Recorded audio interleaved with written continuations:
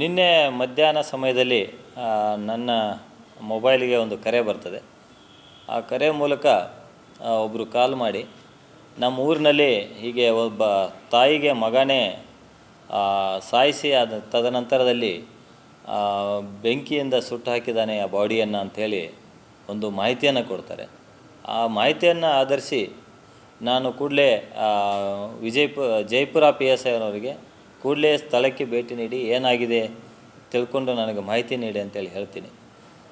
PSI Jaipur ಇವರು ಆ ಒಂದು ಸ್ಥಳಕ್ಕೆ ಕೆ ಮಾದಳ್ಳಿ ಅಂತೇಳಿ ಜೈಪುರ ಠಾಣಾ ವ್ಯಾಪ್ತಿದು ಆ ಗ್ರಾಮಕ್ಕೆ ಭೇಟಿ ನೀಡಿ ಅಲ್ಲಿ ಸ್ಥಳೀಯರನ್ನು ಕೇಳಾಗಿ ಕೆಲವೊಬ್ಬರು ಯಾವುದೇ ಮಾಹಿತಿಯನ್ನು ಕೊಡಲ್ಲ. ಇನ್ನು ಕೆಲವೊಬ್ಬರು ಏನೋ ಒಂದು ಘಟನೆ ಆಯಿತು, ಬಟ್ ಅದು ಎಲ್ಲಿ ಆಯಿತು, ಯಾವ ಥರ ಆಯಿತು ಏನು ಅಂತೇಳಿ ಒಂದು ಸರಿಯಾದ ಮಾಹಿತಿಯನ್ನು ಕೊಡಲ್ಲ. ಅದಾದಮೇಲೆ PSI ಅವರು ಅಲ್ಲಿ ಏನು ಯಾವ ಮನೆ ಹತ್ತಿರ ಘಟನೆ ಆಯಿತು ಅಂತೇಳಿ ಅಲ್ಲಿ ಸ್ವಲ್ಪ ಅಕ್ಕಪಕ್ಕದಲ್ಲಿ ನೋಡಿದಾಗ ಅಲ್ಲಲ್ಲಿ ರಕ್ತದ ಕಲೆಗಳಿರುವುದು ಕಂಡು ಬರ್ತಿದೆ. ಆ ಒಂದು ಇದನ್ನು ಆಧರಿಸಿ ಅಲ್ಲಿ ಏನೊಬ್ಬರು ಸುಧಾ ಅಂತೇಳಿ ಇರ್ತಾರೆ, ಆ ಒಂದು ಮನೆಯಲ್ಲಿ ವಾಸವಾಗಿರ್ತಾರೆ. ಸುಧಾ ಮತ್ತು ಅವ್ರ ಗಂಡ, ಅವರು ಮಗ, 3 ಜನ ಇರ್ತಾರೆ. ಮಗನ ಹೆಂಡತಿ ಮತ್ತು ಮಕ್ಕಳು ಇವರೆಲ್ಲ ಅಲ್ಲಿ ವಾಸ ಮಾಡ್ತಾ ಇರ್ತಾರೆ. ಆ ಮನೆಯಲ್ಲಿ ಆ ಸುಧಾ ಅನ್ನೋರು ಡೆತ್ ಆಗಿದ್ದ ಬಗ್ಗೆ ಒಂದು ಪ್ರಾಥಮಿಕ ಮಾಹಿತಿ ಸಿಗ್ತದೆ. ಆ ಮಾಹಿತಿಯನ್ನು ಆಧರಿಸಿ ಹೆಚ್ಚಿನ ಒಂದು ಮಾಹಿತಿಯನ್ನು ಕಲೆ ಹಾಕಿದಾಗ ಈ ಒಂದು ಘಟನೆ ನಮಗೆ ಹೊರಗೆ ಬರ್ತದೆ. ಈ ಒಂದು ಘಟನೆ ಏನಂತಂದರೆ, ಸುಧಾ ಅನ್ನೋರು 48 ವಯಸ್ಸು.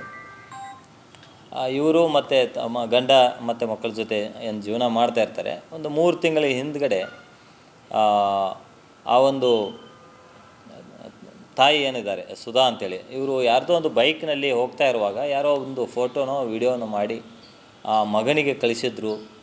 ಅದಾದಮೇಲೆ ಮಗ ತಾಯಿಗೆ ಜಗಳ ತೆಗೆದಿದ್ದ. ಈ ವಯಸ್ಸಿನಲ್ಲಿ ನೀನು ಈ ಥರ ಯಾಕೆ ಮಾಡ್ತಾಯಿದ್ದೆ ಅಂತೇಳಿ ಜಗಳ ತೆಗೆದಿದ್ದ. ಆ ಒಂದು ಹಿನ್ನೆಲೆಯಲ್ಲಿ ಒಂದು ಗಲಾಟೆ ನಡೀತಾ ಇತ್ತು ಅಂಥೇಳಿ ಅವ್ರ ತಾಯಿ ಮಾಹಿತಿಯನ್ನು ಕೊಡ್ತಾರೆ. ಅದನ್ನು ಆಧರಿಸಿ ನಾವು ಕೂಡಲೇ ಒಂದು ಕೊಲೆ ಪ್ರಕರಣವನ್ನು ದಾಖಲು ಮಾಡಿಕೊಂಡು ಸ್ಥಳಕ್ಕೆ ಭೇಟಿ ನೀಡಿದಾಗ ಒಂದು ರಕ್ತದ ಕಲೆಗಳು ಮತ್ತು ಆ ಒಂದು ಅಫೆನ್ಸ್ಗೆ ಉಪಯೋಗಿಸಿದ ಒಂದು ದೊಣ್ಣೆ ಇದೆಲ್ಲ ಸಿಗ್ತದೆ. ಅದಾದಮೇಲೆ ಎಲ್ಲಿ ಒಂದು ಬಾಡಿಯನ್ನು ಸುಟ್ಟಾಕಿದ್ದಾರೆ ಅಂಥೇಳಿ ಅದನ್ನು ಸಹಿತ ಪರಿಶೀಲನೆ ಮಾಡಿ ಅಲ್ಲಿ ಸಹಿತ ನಾವು ಭೇಟಿ ನೀಡಿ ನೋಡಿದಾಗ ಅಲ್ಲಿ ಆವಾಗಲೇ ಒಂದು ಸೌದೆ ಹಾಕಿ ಸುಟ್ಟಿದ ಒಂದು ದೇಹ ಅಲ್ಲಿ ಸುಟ್ಟು ಹೋಗ್ತಾಯಿತ್ತು. ಆ ಒಂದು ಸಂದರ್ಭದಲ್ಲಿ ನಮ್ಮವರು ಭೇಟಿ ನೀಡಿ ಅದನ್ನು ಆರಿಸಿ ಒಂದು ಹೆಚ್ಚಿನ ಒಂದು ಸಾಕ್ಷ್ಯ ಹಾಳಾಗದಂತೆ ಇದು ಮಾಡಿದ್ದಾರೆ. ಈ ಸಂಬಂಧಪಟ್ಟಂತೆ ಕೊಲೆ ಪ್ರಕರಣವನ್ನು ದಾಖಲು ಮಾಡಿಕೊಂಡಿದ್ವಿ ಮತ್ತು ಪ್ರಕರಣದ ಪ್ರಮುಖ ಆರೋಪಿ ಏನು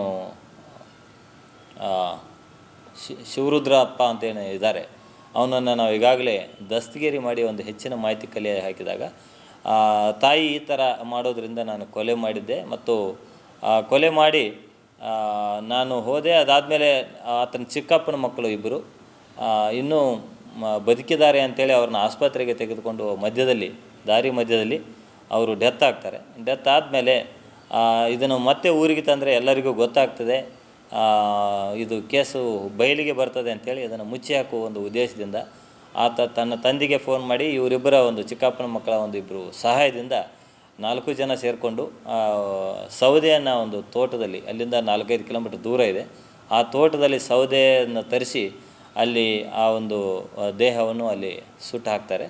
ಅದಾದಮೇಲೆ ಈ ಒಂದು ಪ್ರಕರಣ ಬೆಳಕಿಗೆ ಬಂದು ಈಗ ನಾವು ಈಗಾಗಲೇ ತಂದೆ ಮತ್ತು ಮಗ ಇಬ್ಬರನ್ನು ನಾವು ಸೆಕ್ಯೂರ್ ಮಾಡಿ ಒಂದು ಹೆಚ್ಚಿನ ವಿಚಾರಣೆ ಮಾಡ್ತಾಯಿದ್ದೀವಿ ಮತ್ತು ಆದಷ್ಟು ಬೇಗನೆ ಇನ್ನಿಬ್ಬರು ಏನು ಈ ಒಂದು ಮೃತರಾದ ಮೇಲೆ ಈ ಒಂದು ಪ್ರಕರಣವನ್ನು ಪೊಲೀಸರಿಗೆ ರಿಪೋರ್ಟ್ ಮಾಡಿದೆ ಇದನ್ನು ಮುಚ್ಚಿ ಹಾಕಲಿಕ್ಕೆ ಪ್ರಯತ್ನ ಮಾಡಿದ ಅಡಿಯಲ್ಲಿ ಮಗನ ಜೊತೆ ಆ 3 ಜನನೂ ಸಹಿತ ನಾವು ಸೇರಿಸಿ ಈಗಾಗಲೇ ಪ್ರಕರಣವನ್ನು ದಾಖಲು ಮಾಡಿಕೊಂಡು ಹೆಚ್ಚಿನ ವಿಚಾರಣೆ ನಡೀತಾ ಇದೆ. ಒಟ್ಟು 4 ಜನ ಆರೋಪಿ. ಆ ಮಗ ಶಿವರುದ್ರಪ್ಪ ಪ್ರಮುಖ ಆರೋಪಿ. ಆದರೆ ಈ ಒಂದು ಪ್ರಕರಣ ಮುಚ್ಚಿ ಹಾಕಲಿಕ್ಕೆ ಮತ್ತು ಸಾಕ್ಷ್ಯ ನಾಶ ಮಾಡಲಿಕ್ಕೆ ಸಹಕರಿಸಿದಂಥ ಆತನ ತಂದೆ ನಂಜುಂಡಯ್ಯ ಮತ್ತು ಇನ್ನು ಇಬ್ಬರು ಆಕಾಶ್ ಮತ್ತು ಅಭಿ ಅಂತೇಳಿ ಒಟ್ಟು 4 ಜನರ ಮೇಲೆ ಪ್ರಕರಣ ದಾಖಲಾಗಿದೆ.